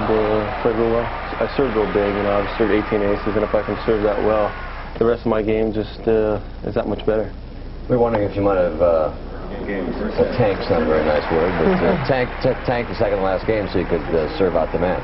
Well, I mean, at that point, the match is pretty much over. I mean, up 2 sets and 2 breaks, and well, I didn't. I mean, he was serving with new balls, and I missed the switch. So I like to use the word let's just say he wasn't straining himself. Yeah, I wasn't going to die for any ball. Overly exerting himself at this point. Did you not? I said, well, semi-tank. How's that? But you're feeling good. I mean, after the Novak was a little bit of a struggle, a 5-setter there, and now what adjustments did you make here, or was he just that much better? Well, I didn't make any adjustments. I just had to go out with a better attitude and a little bit more intensity. I just didn't serve well the other day, and if I can serve this well, my game's pretty good. Look like you guys are having a little fun here. I think Volkov maybe had his flight planned already at this point. Well, sometimes he's so lackadaisical, and he's not sure if he's trying or not. But that's when he can be pretty dangerous. Yeah. Well, here finally you get to match point here, and well, that wasn't surprising. At least up the middle. The old Pat McNair served up the middle, 122. Oh yeah, no problem. Yeah. What happened to that overhead, by the way? This time. Let's look at your draw, because next up is Mark Philippoussis, who has a serve of his own. He's got a big game. What can you say? He beat me in Australia. He can serve 135. He's got a lot of talent. It's like playing a right-handed Goron. Just try to get it back as best I can and hopefully convert on the break points. He's his raw talent. I mean, he's definitely got a big game. Well, he was looking strong out there today, and we had him in here a little bit earlier. We were talking to Mark. He didn't talk quite as much as Pete did. Mark's full soft-spoken. Really? But he seemed pretty excited about the match. But he looked strong today. But I thought after that match with Novak, which you were a little sluggish. Today, I felt like you really made a statement about, hey, this is the second week of the Open, and maybe things are picking up a little bit now. Well, it doesn't look that good when you struggle in 5 sets and not playing great tennis. And I try to make a statement today, go out and play hard and win, win in straight sets, because once you do that, I think these guys fear you a little bit, and so hopefully Philippoussis will, fear me a little bit. We're going to show you one more highlight here from the Philippoussis match this afternoon, and how do you defend this? Well, Look at the second point. Set point in the second set was 40 love. I don't know what he's doing hitting baseball. These French guys don't play. Did he? Yeah, he hit it pretty good. That was actually the best he did, maybe returning all day. How are you at the other side of the racket? Oh, a little bit better. A little bit better. All right, well, listen, you having a good time at this Open? Yeah. What sense do you say to yourself, I can win this thing? When you walk in, or do you get the... Well, I think once the second week comes around, you move into the 4th round, hopefully quarterfinals. You feel like anything can happen at that point. This court has been very good to me in the past, very comfortable out there, and we'll see what happens. All right. Thanks for stopping by. Thanks for having me. We'll see you next week. We'll have more from the U.S. Open after this. Hope you're enjoying your Sunday. And then we'll have 7 hours of coverage, and then the late-night show tomorrow night with Mary Carrillo and yours truly, and Arantxa Sanchez-Vicario and Martina Hingis, Steffi Graf and Anna Kournikova, and Andre Agassi and David Wheaton on the stadium court. And Pete Sampras was just in here with a lot of confidence, and I saw Andre last night. He has a lot of confidence, and are we looking for a matchup between those two at some point? Well, it's certainly possible, and of course there's a lot of other guys that might have something to say about that as the next week goes on. But I think Pete Sampras, as he said to us, Pat, he made a statement today, and he knew he wanted to come out and make that statement. As he said, in tennis it's very important to put fear in your opponents. Your opponent's perception of you and how you're playing is a big part of the game. And I think Andre Agassi is another guy who realizes that, and tomorrow he's going to want to come out and make the same kind of statement against David Wheaton, a guy who's given him trouble in the past. So if he can come out and take care of him quickly in 3 sets, as we saw Sampras do today, that's going to bode him well for the next part of the tournament. Good point. Well, your brother John has found his way out to court 16. When he got there, he saw Barry McKay watching tennis, and let's go out there and watch some tennis with him. All right, Pat. Well, it's nice to have some company out here, John. Yeah, I've been so lonely most of the time. Been holding down the fort for a couple of days. It gets very quiet out here, but we got a good match going. You had to celebrate your birthday out here all by yourself yesterday? It was fun. Medvedev, the top of your picture. This is Peter Korda. Andre Medvedev, 22 years old. Very talented. Same birthday as you. Just turned 22 yesterday. Andre Medvedev was in the top 10. Ranked as high as number 4 in the world. About 2.5 years ago, a little bit less than that. He's really dropped down, but he's on his way back. New coach once again, started in '96, Bob Brett. Well,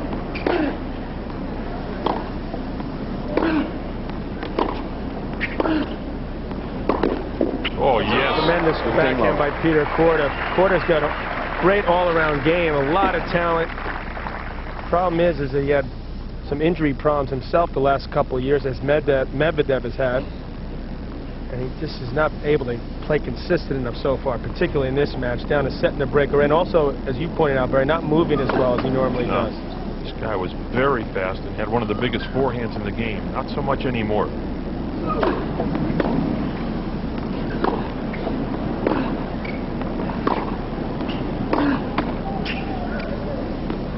Medvedev not happy with that service call right there.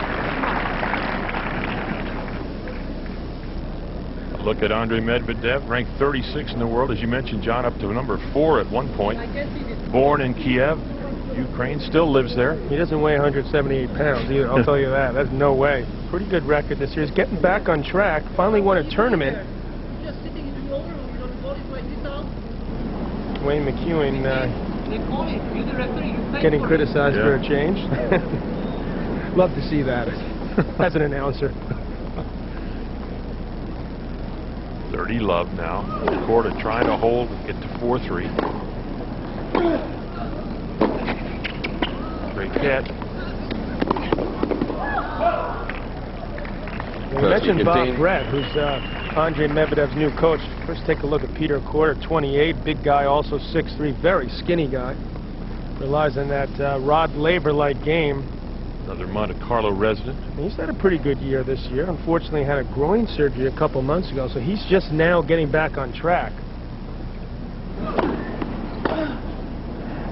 But Bob Brett coached Goran Ivanisevic and Boris Becker, among others. Those are his two biggest successes, and it's been a good move for Medvedev to get Bob in his corner.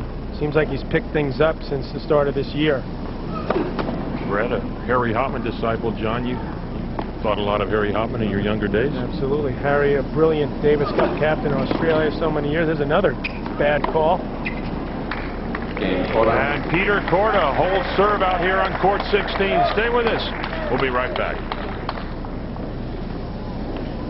Medvedev serving now up 4-3 in the second set. He has a break. No. Oh. Korda wide open court shot. No, you cannot make mistakes like that. That was an absolute gimme for Korda. And how do you make a volley down low like that? Place it beautifully right next to the line.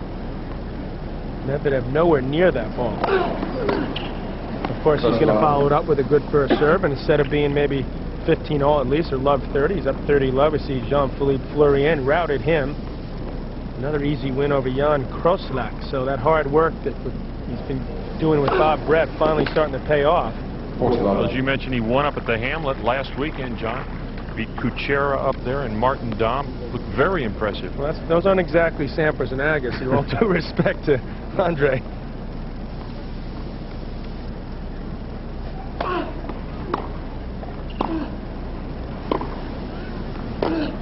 Miss hit. 14-15. Will go long. Over on the grandstand, Amanda Kutzer leading Lisa Raymond. What's that?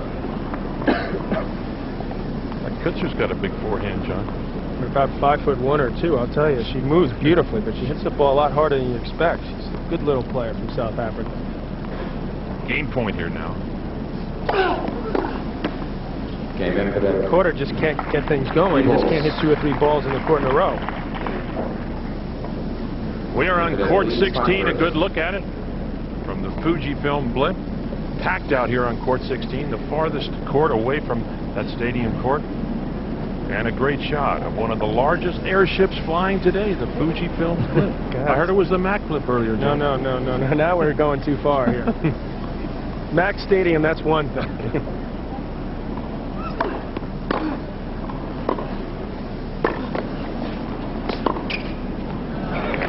Well, Medvedev hesitated before he attacked, which forced him to hit that volley up. So he waited here for a second, then he saw that Korda was probably going to hit a backhand that was going to go a little short. Didn't do enough with the volley, and Korda's got enough ability to pull that ball off the line.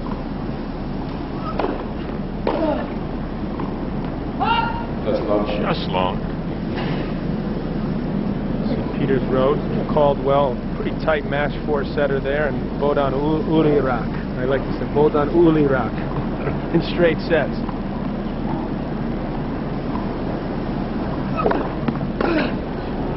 go long, and so Korda now at 40 love, trying to hold, stay in this second set.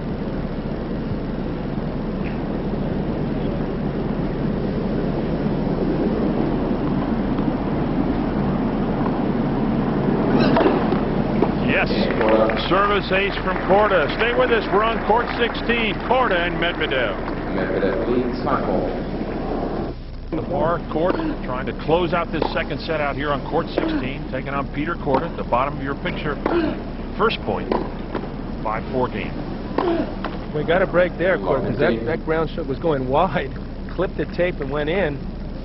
This net very tightly strung out here. That ball up about 10 feet if it hits the top of the net. Medvedev with the unforced error. He's not a natural server. Look how straight up he stands when he serves. Bob Brett's working with him on that. If he could be more aggressive and maybe throw that toss, as you were pointing out, Barry, more in front of him, exactly, and get down a little bit lower as we take a look at this draw. Pete Sampras, Philippoussis, everyone waiting that, and this match getting ready to play another huge server, Goran Ivanisevic, who's very happy to be in the second week.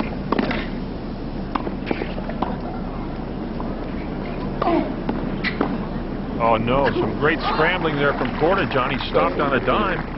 Changed directions. A good aggressive play, though, by Andre Medvedev. Did serve and volley there. He's a big guy, 6'4". You've got to think he could crank some serves. He's pretty comfortable at net. Extremely strong. Seems to be healthy now. He's been struggling with his health. Knee problems, among others. Medvedev 2 points away from a 2-set-to-love lead out here on 16. He just looks more comfortable than he has in quite a while. He seems more comfortable with himself. His confidence is growing.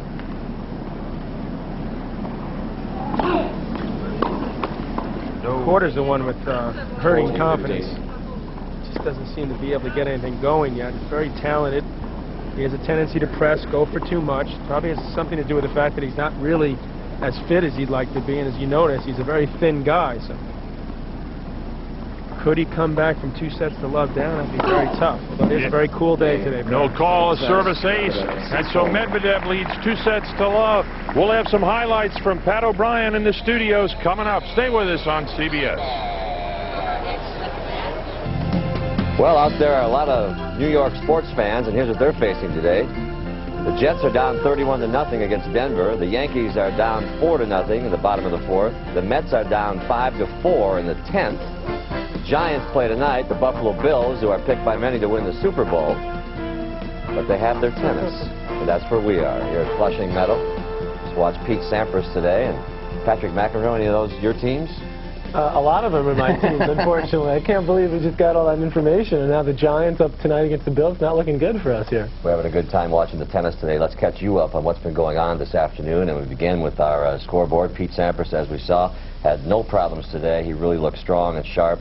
Only 14 unforced errors for Pete today. Yeah, Pete made a statement today, big time. He's ready for that second week of the U.S. Open, Pat. He looked real strong today. Ready, confident, smiling, and happy. Pete Sampras. That's not good news for Mark Philippoussis, but showed us today that he's got quite a ball game himself.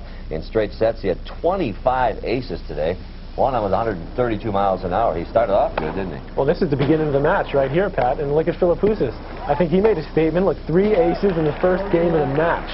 And right from that point on, Cedric Pioline, the 16-seeded Frenchman who reached the finals here a couple years ago, was in big trouble. Philippoussis leads 3-2 here with Pioline serving. Look at that. That's a rip, huh? That was so much power from Philippoussis as he wins the first set. 6-3, showing he's got more than just a big serving, Pat. Now in the second set, Pioline serving. His first game of the set. Tremendous strength there, Pat. Excuse me. Philippoussis great out wide, able to muscle that ball cross court. Watch this. A little wind up in the pitch, and look at it on the other end. That's pretty good. Actually, he hit it, too. He connected pretty well on that. Better than a lot of the other serves that Philippoussis hit all day. He takes the second set there, 6-2. All said and done, it was Mark's day, and wins the match with an ace appropriately. His fist up in the air and gets ready for all his interviews. How do you like his chances against Pete Sampras? Well, I like his chances to make it an interesting match. Right. I don't know if he can beat Pete Sampras. Pete, the way he looked today, he looked very strong. He looked confident. He got over that match he had with Novak where he had the tough 5-setter. Looked really good. Philippoussis is going to give him a lot more trouble than Volkov did today. Philippoussis, as we saw, he's got a lot of weapons. He looks confident, even though he's quiet about it. He's confident too, and he serves very big. But I think Pete's ready to deal with him here at the Open. Back to the scoreboard, Jonas Bjorkman had 62 unforced errors today, and so he lost to Alex Corretja, goes to the round of 16. Guy Forget had a 5-setter. He'll play Guy Forget. And in a 5-setter today, it went 2 hours and 52 minutes. Let's go out to the grandstand. Pat, here, Amanda Kutzer is serving for the match. She has just broken Lisa Raymond for the second time in the second set, leads 5-1. Second set has gone by very quickly after a 48-minute first set. And 48 minutes is all that both Goran Ivanisevic and Mark Philippoussis needed to play 2 sets. Yeah, not many rallies. And they won today.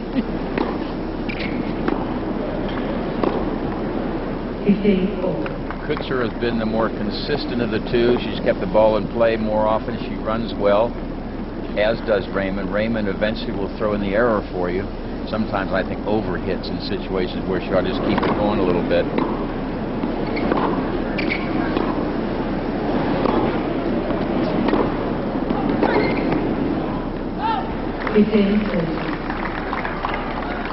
I may be wrong, but sometimes as I watch Raymond play, I get the feeling she wants to be athlete and not just tennis player win, you know, sort of look good and hit it hard and run well, and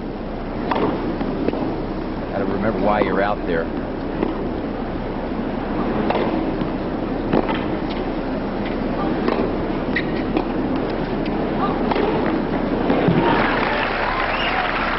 Kutzer reached the, pardon me, Mary, reached the semifinals of the Australian earlier this year. There's another look down. This is a good overhead, 2 inches tall. So she gets a lot of lobs. Yeah, she does. She should have a good smash.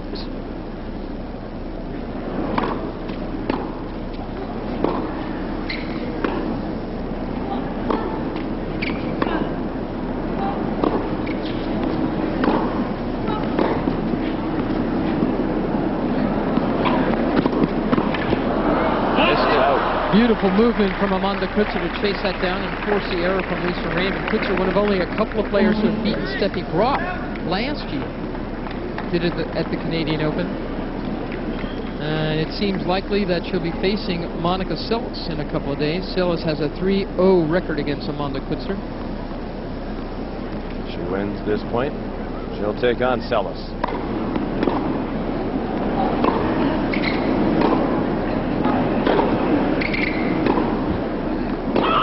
That's out, and Amanda Kutzer advances to the quarterfinals for the second time in 3 years here at the U.S. Open. 6-4, 6-1 over Lisa Raymond. More with Pat O'Brien in the studio right after this. I'm Russ Mitchell. Lady Liberty out there in the hazy sunshine surrounding New York City and the New York City area today. We've had good weather for the U.S. Open this week, and we think that the hurricane is going to go on the other side of us and miss it. We'll get our tennis in tomorrow. Amanda Kutzer wins, and now she has Monica Seles. What do you think about that? Well, it's going to be a tough match for her. As you heard Mary say, she's 0-3 against her, but she looks good, beat Huber in the first round, and she's down with Andrea Joyce right now. Let's see what she has to say. All right, guys. Amanda, congratulations. I know you've been working on being more aggressive out on the court. I would think that you'd be pretty happy with the way you played today. Yeah, very happy. It was a bit of a battle today. There's a lot of wind, and it's a big match for me. I felt that I had a chance to win it, but Lisa's the type of dangerous player that can, you know, can really give you trouble. So it was definitely a mental battle for me, and I'm glad to get through it. How much did your win over Anka Huber in the first round help you as you go through the tournament? Has it helped your confidence a lot? I definitely think so, yeah.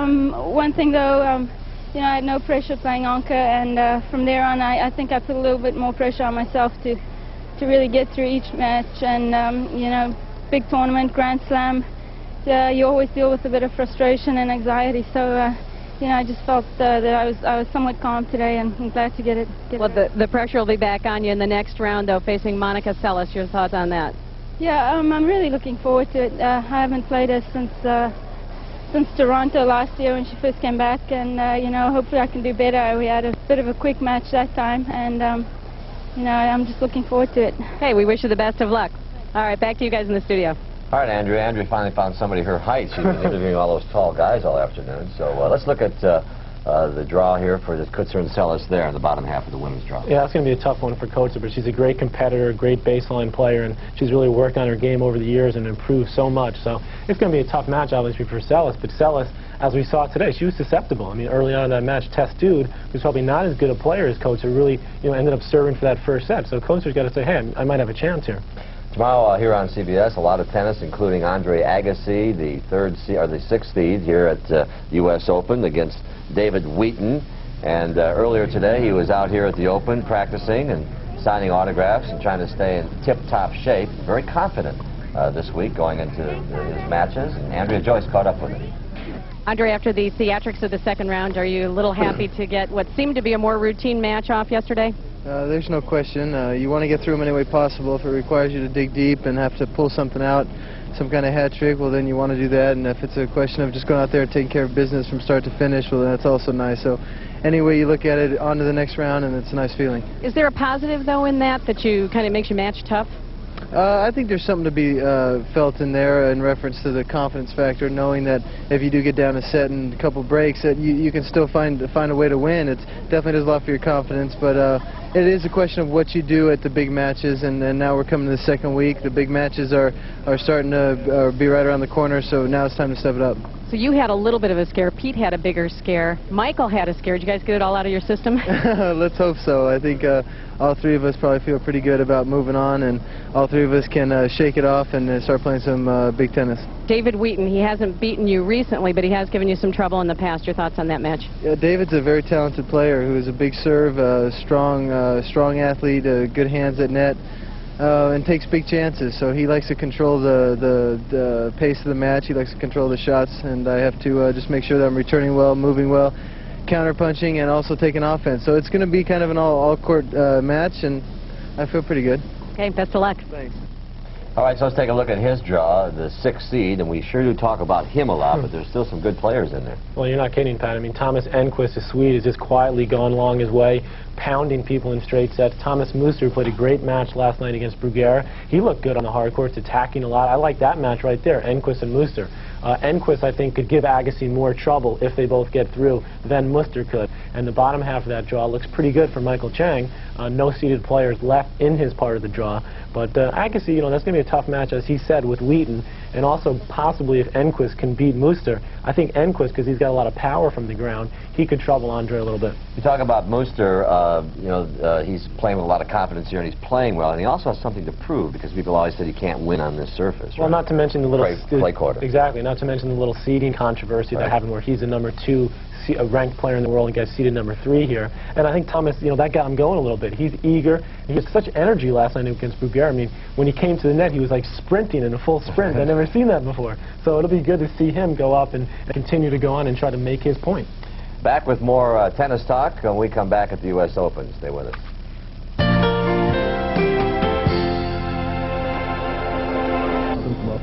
Fans mingling around the USTA National Tennis Center, and if they have radios with them, they'll find out the Mets just beat the Giants in the 10th inning, 6-5. And so one New York team prevails, and it's a good time out there walking around the compound. You get to see and shop and eat. A lot of action out there, people mulling about, checking out the draw. Let's go back to the scoreboard and begin over the grandstand today. Goran Ivanisevic defeated Hendrik Driekman in straight sets, and let's take a look at this in the third set tiebreak. Well, Ivanisevic won the first 2 sets real easily there, and then Driekman kind of got back into it a little bit in the third. Goran with some big serving there, put him up, I think, 3-love in that tiebreak. There it is. Ivanisevic had 25 aces in this match. Again, third set tiebreak.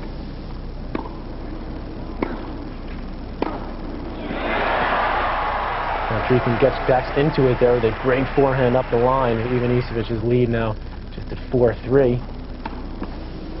At 10-10, a double fault. All the way to 10-all, and look at that double from Driekman. And now Goran serving at match point. Watch this, Pat. He hits an ace, but they call a foot fault against him. And I was standing out there, and I couldn't believe it. I thought Goran was going to explode there. As you can see him, he's mulling over, thinking about it. In which language will I explode? Right. And then he double faults. What a turnaround. You know, that's an amazing thing when you feel like the match is over as a player and all of a sudden you got to keep playing. But he managed to do it pretty well there. Comes up with the ace. 12-11. And he was about to say something to the lines person there, but he kept his mouth shut. A little bit of heat on that serve there, Pat. And here's match point.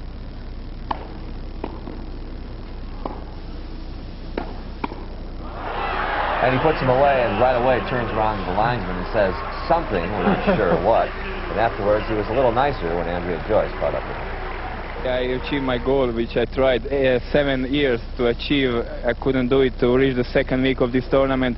Finally, I'm going to play on Tuesday, first time ever, and that's why I came here for. I said if I reach the second week, then anything is possible, so we see. What about Goran's chances now? Well, as he said, I mean, getting into the second week was his goal. I mean, he's been in the second week of every other major tournament. So for him to get into the U.S. Open second week was a huge hurdle for him. And he's cleared that, and the draw's opened up a little bit for him. He's a favorite, actually, in his part of the draw, of course, being the number 4 seed to make it through to the semifinal. Now he's here, and let's see what he can do from there. But he's looked impressive. He's kept his head together, as he showed there in that tiebreak. He didn't let it rile him, didn't let it get upset until after the match. All right, that's right, till after the match. Let's go out to court 16 now and take a look at the score there. Andrei Medvedev leads Peter Korda in that one. A final in the stadium this afternoon. Stefan Edberg continues his role here at the U.S. Open. Very effective today and showing some emotion at times, which he's been doing at this Open, and there's the draw. Well, there's that Sampras-Philippoussis match we've been talking about. The winner of 2 unseeded players, Courreja, the Spaniard, and Forget from France, both won 5-setters today. There you see Ivan Isavic waiting for the winner of that Medvedev-Korda match that we just updated. Medvedev has been playing great tennis. He won a tournament last week, comes in here with a lot of confidence. He could give Goran a lot of trouble if he gets through that match with Korda. And then Todd Martin, who's going to be playing tonight against the Englishman Tim Henman, of a rematch of their quarterfinal match at Wimbledon, which Martin won in a couple close sets.